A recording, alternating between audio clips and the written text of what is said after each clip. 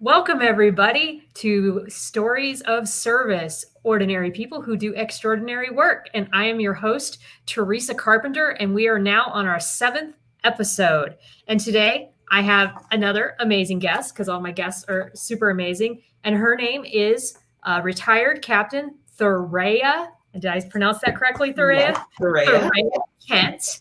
And I'm going to give you guys a little bit of background about her, and then we're going to go right into her story. So Thurraya is the owner-operator of Blue Magnolia Engagement Strategies, an event planning and homestyle catering company based in Northern Virginia. Blue Magnolia was created out of her passion for creating simple yet memorable opportunities for people to engage one another.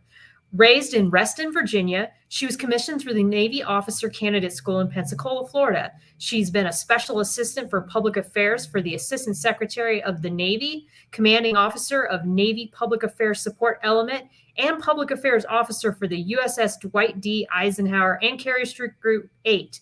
And then her last active duty assignment was for the U.S. Navy's Chief of Information. And she's done 26 years of service. And not only has she done so much service in the military, she's a lifetime member of the Girl Scouts of the United States of America, Military Officers of the America Association, the National Naval Officers Association, Zeta Phi Beta Sorority, and most memorably for me, as an advocate myself, she was the inspiration for United States Senate Bill 487, which amended the Title 10 of the United States Code to grant military members paid leave in connection with adopting children. Welcome to the podcast. Thank you. Thank you for having me. This is exciting. I am so excited to have you on the show. I had a talk with you, you'll remember, about a month ago about mentoring. So she also was part of the effort to form the first Navy public affairs mentoring program for our community. And I was so inspired by talking to her. I said, I've got to just have you come on. So welcome. Thank you so much for taking some time out of your day to be on the show with us today. So the first thing I want to ask you is, how did you decide to join the Navy? How did all this get started for you and put you on this life of service? Wow. Well, the life of service started before the Navy. Was very active in different volunteer groups. You mentioned Girl Scouts, a lot of volunteer with Girl Scouts and with my church growing up. But the Navy, I don't have one of those stories of folks who say, always wanted to be in a military. I had some military persons in my family. But when I went to college after my first year at Spelman, started needing to look for some other financial assets to continue at college. And our brother dorm at Morehouse College was the ROTC dorm. And some of my Morehouse brothers mentioned to me, well, why don't you look at joining ROTC? And so I made that connection, and then actually did not pick up an ROTC scholarship. So I went through officer candidate school. So I feel like I had the best of both worlds because I had a couple of semesters of ROTC. I did officer candidate school, was able to pay for my college education, and then got the career of a lifetime. That's awesome. What an amazing journey in that, your life, you think you're going to go this way through the military, but then you find another path and it all ends up working out. So absolutely. So you go on to school, and what made you go the route you did with your ROTC, and why did you find the career that you did within the military? Well, so actually I started out as we called at the time General Unrestricted Line, which was a designation out of the combat exclusion law. And I started out doing anti-submarine warfare. I was an IUSS, Integrated Undersea Surveillance System officer, and that was not something I chose. It's kind of, you sit in a room in officer candidate school and you get a set of orders and you're like, what is Keflavik? and then you find yourself on a plane to Iceland and for new adventures. I didn't know you went to Iceland. I've also done a tour there in Keflavik. It was wild. It was really a good experience. A little nerve-wracking for your first duty station, but it was mine as well. Oh yeah. Oh wow. It's dark all the time there in the wintertime, and then you get to the summer and you got all the light, and then the wind is crazy. I thought Great Lakes was bad, but the wind there is insane. Well, I was doing 12 on, 12 off. So this winter I loved because that meant I can sleep easily whenever I got home. The summers Mhm. were a little long for me. Oh yeah. Yes. Yeah. But after I left Keflavik, I did 3 years of protocol. And during my protocol tour at U.S. Pacific Command, that's when I started looking around for what other career opportunities there would be. And I enjoyed speaking with the public affairs officer because in protocol, we worked very closely with the public affairs officer at the command. And then I applied for PAO and was fortunately accepted. Awesome. Awesome. So, what was your first public affairs tour? So my first public affairs tour was actually at what was then called Allied Command Atlantic, which now I believe is Allied Command Transformation. It's the North American NATO Command in Norfolk, Virginia. And I was worked there on plans and exercises and community outreach. So, from an early stage, what do you think were some of the leadership lessons that you started to see and then may have sort of caught you on the path that you did with having such a passion for mentorship and for service? Mm-hmm. So let's see. Unfortunately, the first one that dropped in my mind was on a negative side, was the importance of a leader being someone that the sailors could look up to, the kind of thing. I don't have to like you, but it would be nice to respect you, and not respect you because of your rank or your position, but respect because of your character. Mm-hmm. And I did observe, in an isolated duty station, I observed some actions that I thought were not worthy of what we would consider character. So that was a thought that I kept in the back of my mind. On the positive side, my chief, when I was in Keflavik, really just took us under his wing, the junior officers, and that mantra of the chief's mess training the junior officers. And in his mind, it wasn't just training us to do the job, but training us our technical job, but training us how to be an officer, how to deal with being away from home, how to encourage our sailors. And so that really stuck with me, the importance of really becoming that family that our watch bill needed. Mm-hmm. Absolutely. I think that sometimes it's hard when you're such a junior person in an organization, whether at the military or elsewhere, to really feel like you can make that impact. But a lot of times what you're doing, even if you don't realize it, is that you're doing exactly what you just said. You're sort of seeing the kind of leaders that you want to become one day. And you're watching the leaders who aren't necessarily doing all the right things. But you're going, okay, that's not what I want to do. And that's not how I'm going to model my leadership style. So after your tour in Keflavik, where did your life take you? So, and then it took me to Hawaii. The detailer assignment officer offered me out of Keflavik. They said, we can send you to Great Lakes or Hawaii. And I thought it was a joke, because why would I?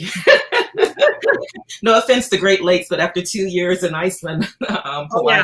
I'll be done with wind. Yeah. Yes. Yeah, for sure. So I went to another volcanic island, and that's when I did protocol, and really, really loved it. I think it was at U.S. Pacific Command, so the highest commands, and seeing the people that we interacted with, even though we were, setting up their meals, their meetings, picking them up from the airport, but those conversations in the car really just learned more about, okay, there's a bigger picture out there. It's not just, the military is a bigger picture. This national security thing is a big picture. Oh, yeah. And so that really stuck with me being there. Awesome. So we also have some comments coming in. So Jonathan Young, he says, hello all, but then he also has a question. And he says, I'm a retired Army scout who went on to finish a BA in public affairs. Now that I'm no longer in the military, what sort of public affairs roles are there associated with the military for civilian and veterans who want to remain connected in military affairs? So he's asking sort of, you're not in the military, but what kind of roles are there associated with the military for civilian veterans who want to remain connected? Well, Do you have some ideas? I I do, have some. well, the first one I have is not sure, Jonathan, where you are, but I recently, about a year ago, was appointed to the Board of Veteran Services for the Commonwealth of Virginia. And I recommend you look into your state and see what your state is doing for veterans and see, are there any openings in organizations, whether it's a veteran services organization or even at the statewide level, to assist veterans. There's a lot of work out there. There are a lot of, whether it's, veterans through all areas of life. We have some in the state working diligently on veteran homelessness or veteran food insecurity, veteran transition from the military to civilian life, job placement. My service line, so to speak, is working on veteran care centers, veterans who are in need of care, and instead of going to perhaps a retirement home or for a rehabilitation center, they go to a state facility that actually is amazing. We have two of them in the state of Virginia already built and two more under construction. But they're, private rooms or semi-private rooms where they can be together with people who understand their level of service. So I was going to ask you a little bit about your Board of Governors experience. So can you give me some examples of some of the of how you work on those centers? I was going to ask sort of what does that look like for you? Okay. So what it looks like is we actually recommend policies to the governor as a board. And Wow. So, for instance, the board is comprised of members appointed by the governor, but it also has members from veteran service organizations who participate also, and members of the public are able to attend meetings. But it's looking at different developing working groups and saying, this is an issue. For instance, not sure exactly what year it was decided, but the issue of how do we recognize or assist veterans in their education, or veterans' families in their education? So it was through the Board of Veteran Services, working with the VSOs and putting a bill through the Virginia legislature that veterans who are residents of Virginia, who are 90% or more disabled, their children can attend state schools in Virginia for free. If the veteran was lost in combat, the same thing. How do we, as citizens, recognize the sacrifices of not just veterans, but the veterans' families? And so that's what the board does, is we recommend these policies, we research them, and then we do our best to get it through with the legislature. That's amazing. Wow. And that's something that, anybody who has some leadership experience and can work as a team and work collectively on solutions together and will do the hard work of the research and looking into these policies can do. It shows that, anybody at any level can be of service and give back. And that's just one example. We do have I add one more? Oh, yes. And I'll make it shorter this time. Veteran service organizations. I think it's very important to recognize that I'm a member of the American Legion and also the Veterans of Foreign Wars. This is not your dad's American Legion. And what I mean by that is, let's look at the demographics of today's veteran. Are they younger, more diverse, male and female? And so our VSOs are working to be able to really embrace veterans of all backgrounds. But in order to do that, they need veterans of all backgrounds to be part of the VSO. So I encourage you to join your local VSO and see what are they doing to reach out to veterans like you. Absolutely. I've been a part of the VFW for quite a number of years, and Miranda, and I know I'm going to I can't remember his last name at the moment, but she's very active in our community with the VFW. And I just absolutely love watching all the work that she's doing. We had a lot of people who came to me and was like, I can't believe you're having her on. So, and we're very excited to hear from you. So I wanted to show a couple of them. Jessica Berry says, I've admired Thurraya's work for years, but never had the pleasure to serve with her. And then Joshua Fry said, best XO I've ever had. So, Josh is awesome. Yeah. So, and then my friend Sandy Duchak wanted me to tell you that she said hello as well. So, and then my friend Jim just said, it's awesome to be here with two extremely accomplished and amazing humans. Thank you for your service and thank you for being great role models. Jim's an amazing guy on LinkedIn who I've had the pleasure of getting to know for the past year. But so what would you say? A lot of people who want to give back may not have all the leadership experience that you do, or may not be able to do may not have a lot of free time. What would you say is a good place for people to get started? Should they want to do something to give back, or they want to be more invested in their communities? So do something, first of all, and start with something you love. For instance, when I was stationed in Hawaii and I did protocol, my hours were crazy. And so the way I volunteered with Girl Scouts then was I was a registrar, which did not require me to be awake during normal people hours because I was doing paperwork.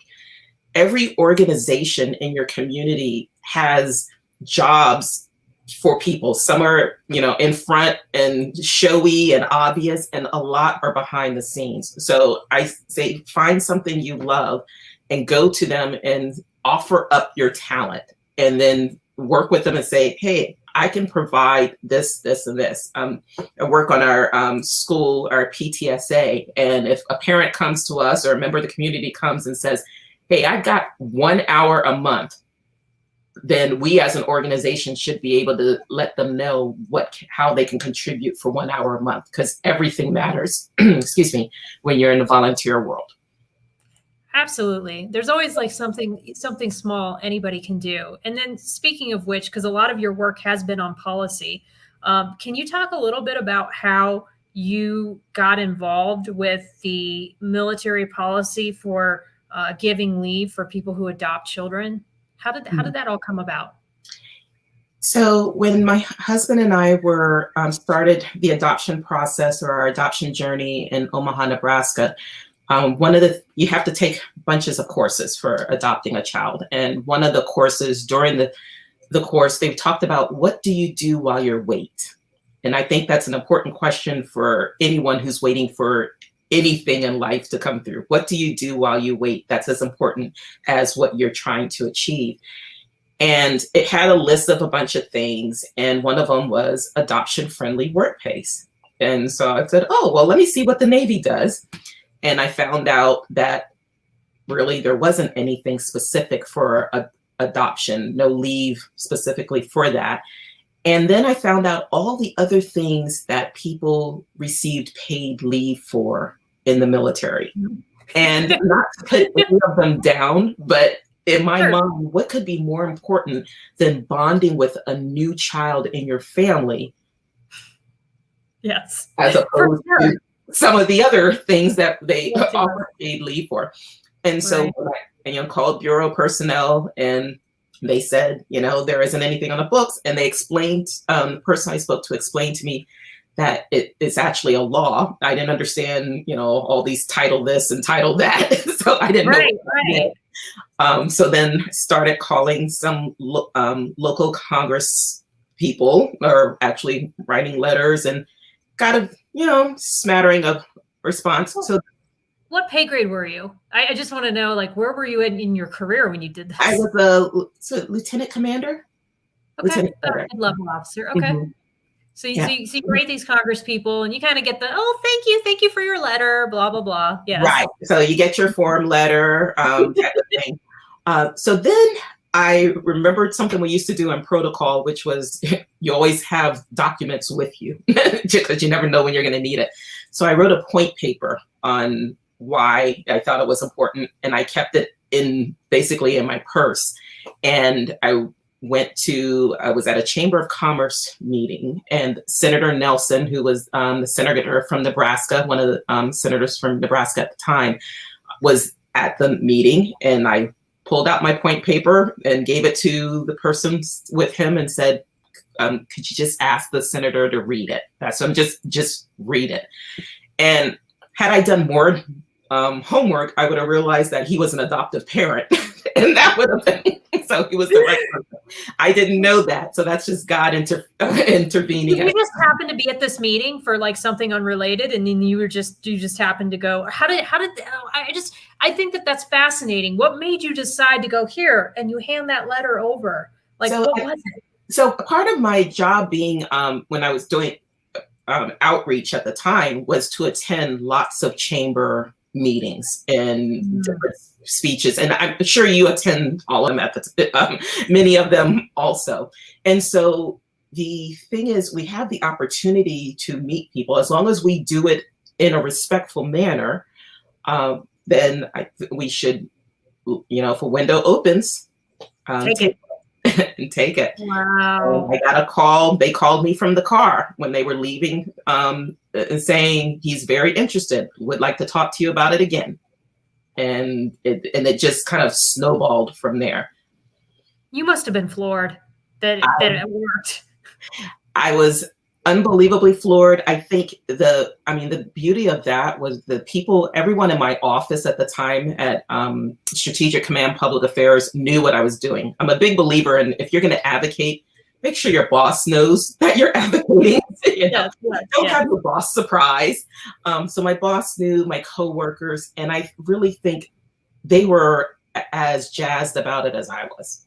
That's so cool. And you also speak to the idea of relationships and letting your boss know. Like, even when I started my podcast, I made sure to tell my boss about it and get his feedback on it. And I'm constantly bouncing ideas off my coworkers and off my supervisors, just to make sure that I'm doing things the right way, and no one's blindsided by anything that I'm doing. And I think that's a really important piece to any organization that you're involved with, is just making sure people are aware of what you're doing and how you're going about it. Yeah, and I think part of it's just, that's part of humanity, is we don't know the entire picture of anything, any situation. And so sometimes we just need that feedback to know, have you considered this? Have you thought about that? And you can take it or leave it, but at least get the input. Right. And it also goes to, you can't surround yourself by people who just agree with whatever you say. Right. I intentionally try to put myself around people who have different views than I do, or see things differently, because I don't want to live in an echo chamber where my views and the way I see the world is just being reverberated back to me. I want to think differently or have new ideas around me, because I think that's how we grow as a society, is when we're around people with diverse views. Do you agree with that? Absolutely. And the word I was going to use was grow. I mean, how are you going to grow if there's no objection, if there's no friction? And that doesn't mean you want to be at war with people, but you need something to turn you into that pearl. You need something to help you mature. And that's even, sometimes it helps you figure out why you believe what you believe, is by having that friction. It does. And sometimes you don't even understand why you believe that way. It's like, it's sort of an emotional feeling that you have about an issue. And it isn't until you talk to somebody who might disagree with you on the issue that you really understand where your passion on this issue lies. And sometimes they bring something to you and you go, oh, shoot, I hadn't thought about it like that. Exactly. And it can help you understand even your own self and the issue better. And that's one of the things that I think is amazing about social media, is the art of dialogue that you can have with people who respect the platforms, and they use it for respectful dialogue and respectful back and forth. I've had many of those, especially on LinkedIn, where people are just really respectful, and they're trying to grow and they're trying to better themselves. And I think that there is definitely a space for that. So let's get back to how you did your transition, because here you are, you make it all the way to captain in the Navy, right? You're an O6, you know, Woo-hoo! pinnacle of your career, pinnacle of your career. You know, you can rest on your laurels and you've done your mission in life. And then you start a catering company. I did start out with going, resumes for public relations positions. I had my heart set on a couple of them and went to several interviews, and it just some things didn't sit right. I had a bad attitude about some of the questions I was being asked. And so, you go through your transition courses and they tell you not everybody understands your service, that kind of thing. And how we are to educate them. But, after my Pentagon experience, I did not feel like explaining some things to people. And so, when people say, oh, you were a commanding officer, and I even put it in civilian terms, and they would say, so do you know how to lead people? Or one of my favorite is you ask in an interview how you would address a crisis from a public relations standpoint. And then someone says, oh, but your stories are about where people get hurt or they're dying. This is a happy place. Can you do that? And I said, but you asked me about a crisis. So I'm sorry, I didn't understand your definition of a crisis. But I can work on that. So long story short, coming home from different job interviews and stuff just didn't work. And my husband said, well, you always wanted to go to culinary school. Why not do it now? And of course, I had a list of reasons why not to. Of course, because that's like different and not what most people do. So and I'm a planner, and so I should have planned that years ago if that's what I was going to do. That kind of thing. But went ahead and started school. And the other thing I would say about transition is you need to tell people what you want and tell them about your vision. Because if you keep it silent, they can't help you. And so one of my volunteer positions is I would cook for our teens for Sunday school at church. And someone had contacted our church and asked, hey, we need someone to cook lunch at our private school. Do you know of anyone? And that's how I got a call. And that kind of propelled me to, oh my goodness, well, that means I need my business logo and business this and business that. And some of that I had started, but that was it was event planning, something I was going to do on the side. And so it really because I had spoken to people about, and by age 50, I want to do this. They made it happen faster. Wow. This just goes back to you kind of put your vision out there to the world and your intention out there, and the universe or faith responds and gives you a sign.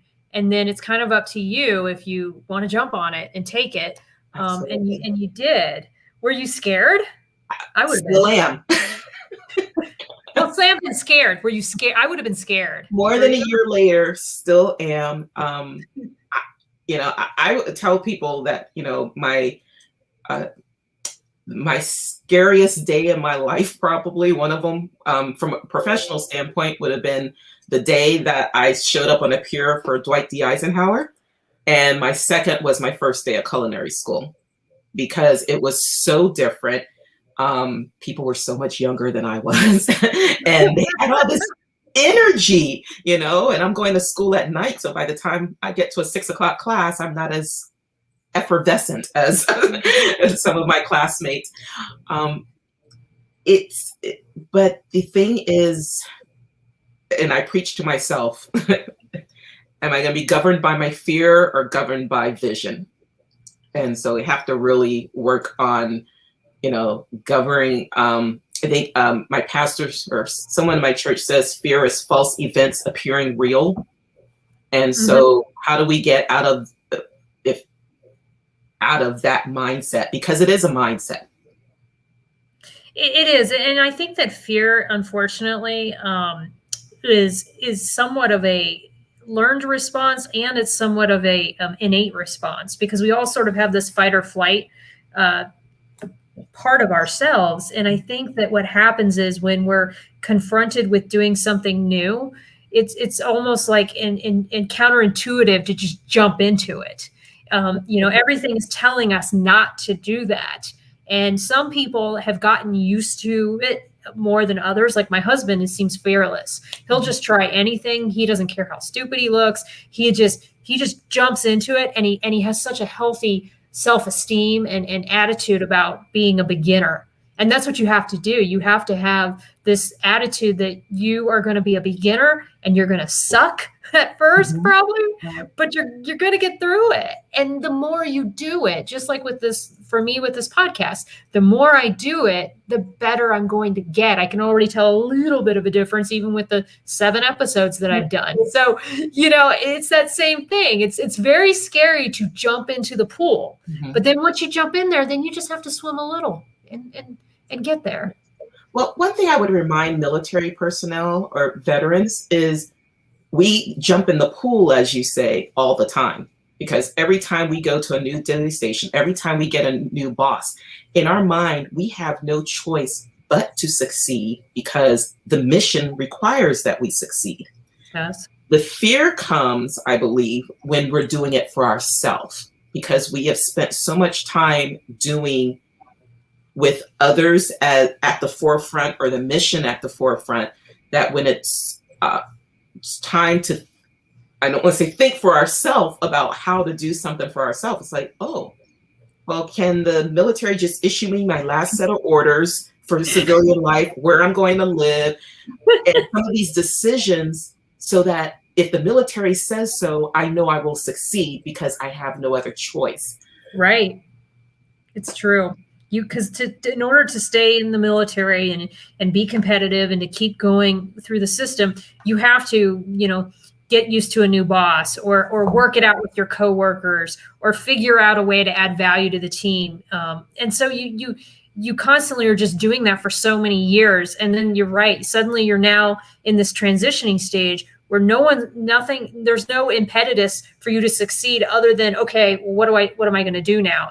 Some people like yourself might be able to go without working for a little while, but then a lot of junior people who separate, that's not going to be the case. They're going to immediately have to go into the workforce. And so how would you advise somebody who wants to be an entrepreneur, but then still has to have a livelihood at the same time? I recommend carve out time to do both. What I mean by that is start your business, start it slowly, start it methodically, getting those plans in place, your business plan. Start making those connections with other veterans. I'll give a shout out to Veterans Grow America, which is a group that supports veteran entrepreneurs. The Rosie Network. There are all of these organizations out there designed to support veteran entrepreneurs, because we have a great track record. Find someone who is doing what you want to be doing and connect with them, develop those relationships while you're still doing your day job. Right. Just carve out a little bit of time, while you're still doing the job that pays you some money, to start working on what I call like your side hustle. And then hopefully one day that side hustle can be something bigger. That's spot on. I'm trying to think if there's anything else that I wanted to ask you that I haven't had a chance to ask, but I think we've covered a lot of ground here. We didn't talk about mentorship and accountability partners. Well, then heck yeah, let's go there. Thank you for reminding me.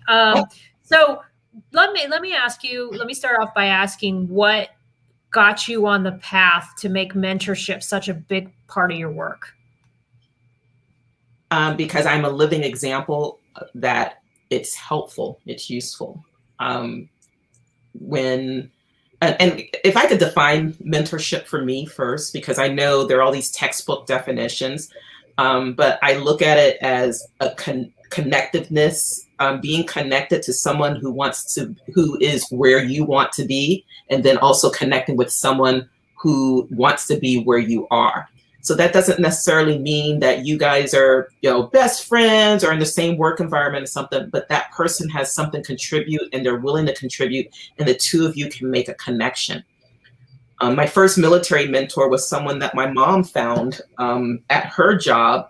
She pulled this lady aside and said, "My daughter's joining the Navy, and I think she's going to look like you when she's in uniform."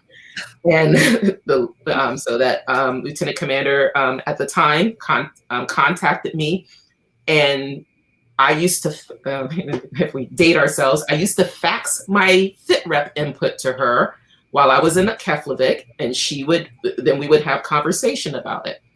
And that's where I learned, oh, there's a lot I don't know. I mean, I knew that, but I really knew it when I would get the comments back. And so then I guess having 3 tours on 3 islands kind of teaches you that you need to reach out to others. And I regret that I didn't reach out as much as I should. And so my kind of paying it forward was to hopefully be available and try to reach out to some folks, some junior personnel, before they necessarily reached out to me, because it can be daunting to reach out to someone. It is. And I think sometimes people are a little scared to approach people because they think, oh, they might be too busy. They might not. And I think that it's such well worth the time in doing that. Can you talk about some of your favorite mentors and why? Oh, wow. I don't want to call people on the spot. Okay, fair enough. But okay, so one I definitely will call on the spot, because Kelly Merrill, retired Navy public affairs officer. She was a detailer at the time. She was the one that told me I was selected for the public affairs community. And she was also the type commander public affairs officer during one of my tours. And I think the thing that impressed me most about her is how she went above and beyond. I remember one day closing the door, calling her, crying, saying, "My boss hates me. I'm never going to finish this, figure this out." And she said, "Oh, okay." And she calmed me down. And then she started giving advice based on, okay, well, what do you want to happen? And I was like, I want to be a PAO. I want to be hopeful. And she's like, okay, well, are there other people on the island, other tenant commands you can be helpful to? And she started helping me see beyond what my situation was at the time. I have had numerous mentors over the time, and still call many of them. The value, I think, when I was at Navy Public Affairs Support Element, I would tell people, have a mentor for every aspect of who you are. So if I'm a Black female mother and wife, I want a mentor for each of those aspects, and that mentor is not the same person. And the reason I say that is because you're trying to get input. That mentor, one mentor is probably going to tell you to charge full steam ahead and, don't worry about anything else going on. Another mentor is saying, well, here's how you balance that with your kids. Another mentor is saying, well, here's how you think about that post-Navy. And so you need all of that input, because we're not one-dimensional people. And I think sometimes we think mentorship is, let me latch on to this one person for 20 years, and that's going to be fine. No, latch on to about 5 or 6 or as many that will let you latch on, that you can build quality connections with for the duration, because you're going to change, your life is going to change, situation is going to change, and you're not always going to be where you are now. That's true. And I think that everybody has different expertise, right? So the person that you talk to about being a Black mother might not know the same kinds of things that a person who is being an entrepreneur or wherever. Absolutely. So you need to have people who can help you in different parts of your life and in different ways that you want to develop. And then it's your job to pull them all together. That's not what the mentor's role is. They provide it, but your job is to put it all together in a manner that sits right with your spirit. Right, right. And to take that advice that's been given to you, and then also when people come to you for advice, being available for other people. I think that that's such an important part of it, is to pay it forward and to be available to the people who come to you and seek advice. What advice? And on that note, what advice, if someone says that they're looking for a mentor, what do you think is the best way to approach people? I think find either someone that, if you have a person in mind that you want to be a mentor, be your mentor, is reach out to them and say, hey, and describe to them what you think that relationship will be. You would like that relationship to be, because the word means so much to different people. If you're not comfortable reaching directly out to that person, reach out to someone in their circle. And if you don't know anybody in their circle, then that's where wonderful things like LinkedIn and, junior officer protection societies and stuff like that can help finding someone who can connect you with that information. It is rare that someone would say no to someone who genuinely wants to discover more about their career field, their personal life, that just who wants to help better themselves. And it's just rare that someone would say no, but they need to know what you're asking them to do. Correct. I had somebody just recently give me a call about public affairs, but they were Army, and it was sort of like, sometimes I have to talk a little bit more to find out what it is they exactly want, because I think in this case the person isn't yet ready to go public affairs. They're just considering it. So if you're considering it, then maybe you should try to do some sort of nonprofit, more event planning, or some sort of social media marketing or something, so that you understand if this is something that you truly want to get into, or just sit down and have a conversation with a PAO about asking them what their day-to-day life is before deciding to do so. What would you say? Now, I asked you about the inspirational leaders that you particularly that have helped you. Has there been anybody that you've mentored or whose journey that you've watched through the years, and you've been able, and how is helping them helped you? How has that relationship turned out for you? It's really humbling. It's when you see someone come into their own, come into their own space, come into their own, it's just, it's undescribable. I will tell you one of the hardest days for me was after our change of command at NPACE.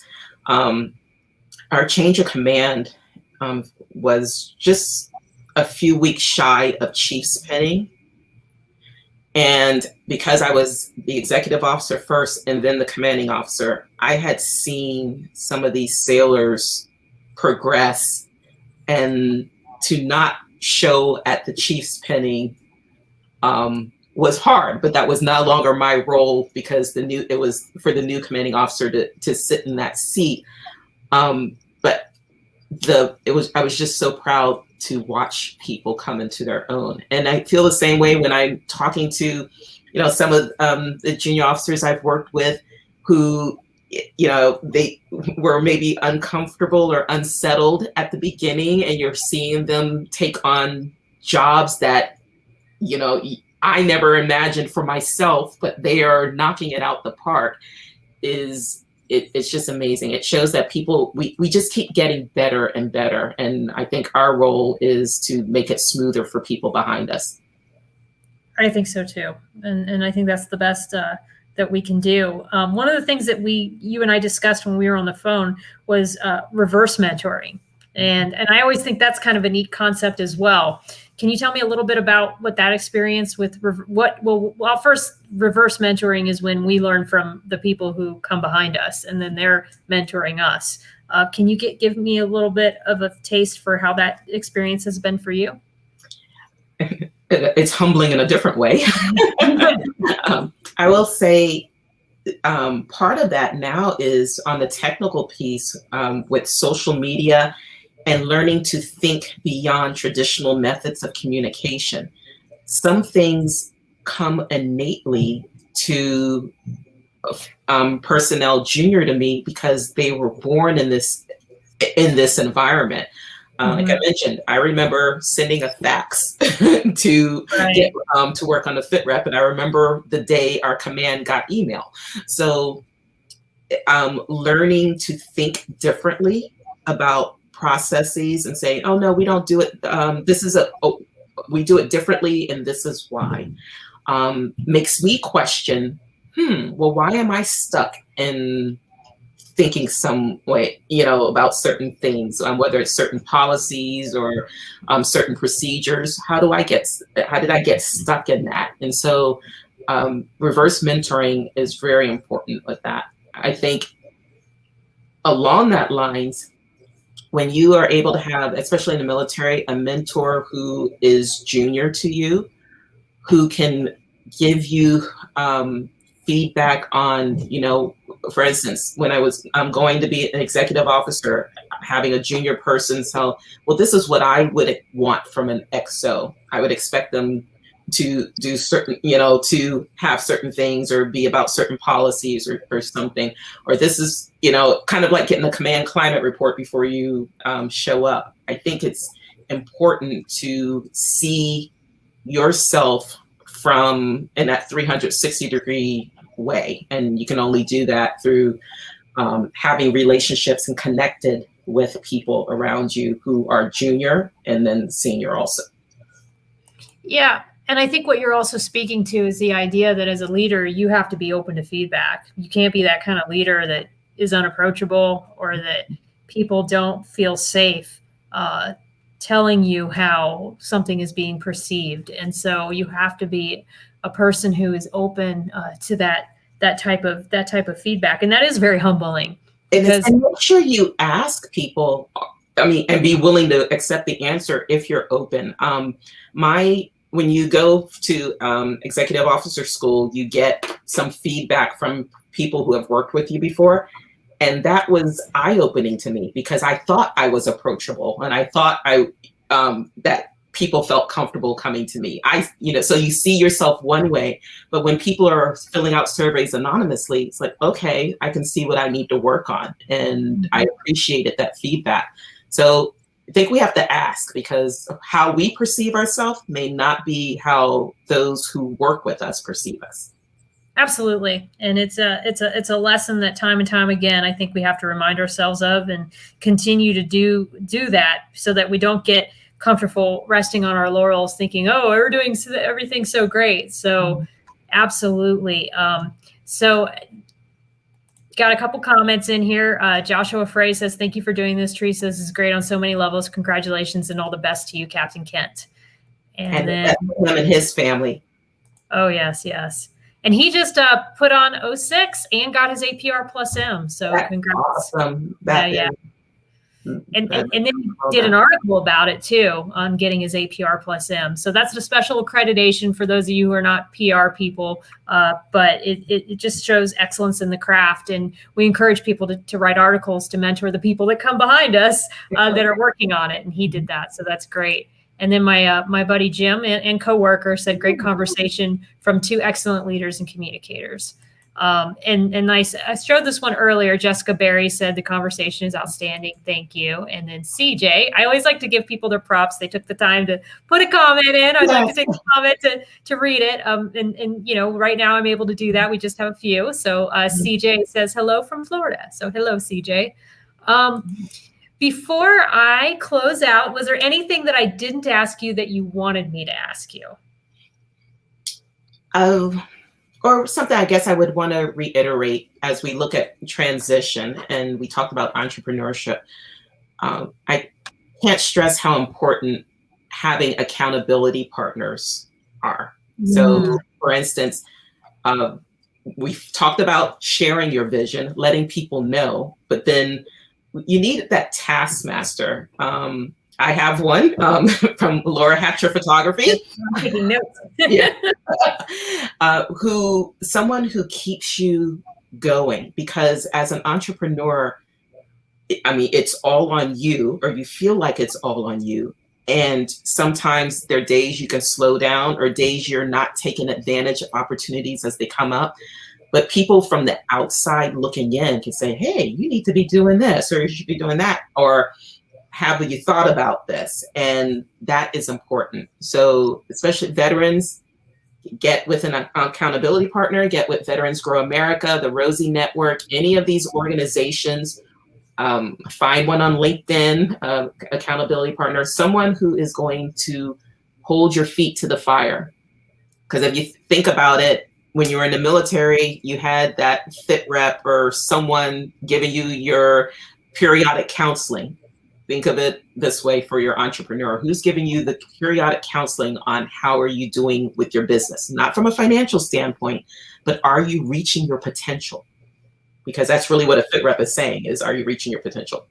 That's a great question. And you know, sometimes I talk with my husband about that, because he's got sort of a quid pro quo mentality on fixing things. Like, he doesn't like to ask too much out of somebody unless he's already done, like, worked up enough goodness in their pot to help them.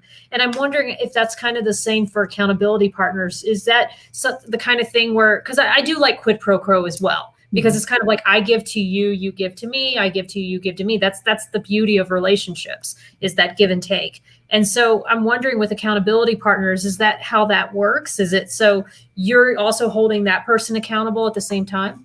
Yes, I am. But because with my specific case, because she's further along in her business, she has another accountability partner who is further along in their business. And my goal is to find someone who is, you know, just starting their business, and who I can teach the lessons that she taught me. And, you know, we can go on like the old Fabergé commercial, so on and so on. Right. So I think I put on, it's really that if you're familiar with the story of Paul and Timothy in the Bible, the idea of a senior person reaching out at junior person, encouraging them, and then keeping it going. That's the way I view the accountability partner. Awesome. Well, that's outstanding. I'm motivated just listening to you and thinking, man, I needed an accountability partner myself. So I think that's an amazing way to look at it. Gosh, I just thank you so much for taking a little bit of time of your day to talk with everyone. Any parting comments or anything else that you would like to add before I do my closer? And then what we'll do is you'll stick around and I'll talk to you a little bit backstage. Backstage, okay, no problem. Thank you for having me on your podcast. This has been good. I enjoyed talking to you when we had that phone call, and this has been great, because it's also been a good way for me to remind myself of some of the things that I need to be doing. And definitely would be remiss if I didn't thank the wonderful mentors I've had over the years, and my accountability partners, and my family and friends who really, I've been very blessed with people just taking my vision and running it and they keep pushing. And even sometimes I say, oh, maybe I shouldn't. No, they push. Everybody needs someone who sees the potential in them. And I believe, if you haven't found people to do that yet, just keep searching, because that's what's going to get us through. Is we need to reach our potential, but sometimes people need to remind us. Absolutely. We all need one another. And that's really what this podcast is about, is building community and showing that everyone at any level can be a change maker and can make the world a little bit of a better place, one step at a time. And with that, I'm Teresa Carpenter. This was Stories of Service. And thank you all for watching. And I'll see you around next time. Bye. Hi, thank you.